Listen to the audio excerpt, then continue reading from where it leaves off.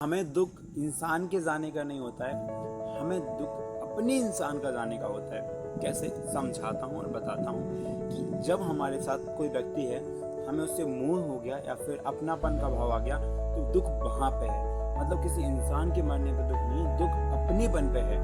कैसे कि एक बाजू वाले के पापा मरे, एक अपने पापा मरे, ठीक है। बाजू वाले के मरे तो आपको कोई फर्क नहीं पड़ा, क्यों? क्योंकि इसलिए क्योंकि वो अपना था ही नहीं। एक अपने मरे तो क्या है कि भाई अपने मर गए, तो अपने में क्या अपनापन का भाव आया ना, तो वहाँ आपको रोना आएगा, सब कुछ होगा, इतना दुख होगा कि आप उसको सह नहीं पाओगे। वो क्यों है?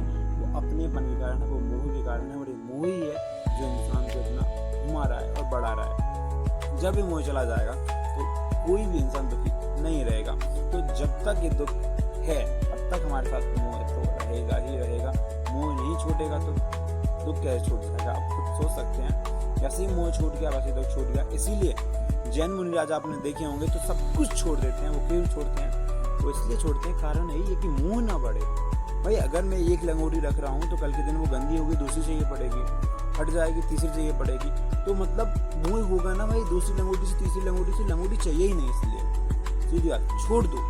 कपड़े भी भाई आज गंदे हो गए, कल धोने पड़ेंगे, फिर उसके लिए वॉशिंग मशीन चाहिए। अब भाई देखो, ये कपड़ा है, ये कपड़ा मैं पहना हूँ, गंदा होगा धोना ही पड़ेगा, धोने के लिए साबुन चाहिए, अब साबुन के लिए पैसे चाहिए तो फिर काम करना पड़ेगा, तो फिर मुंजाज क्यों बने? मतलब क्या है? कोई मतलब नहीं है। इसलिए सब कुछ छोड़ने के बाद भी आदमी निष्फिक्र और निष्टेंशन हो सकता है। क्यों? जब तक उसके बाद टेंशन रहेगी तब तक वो फ्री नहीं है। और जो आदमी टेंशन फ्री नहीं है वो हमारा भगवान नहीं है। क्यों?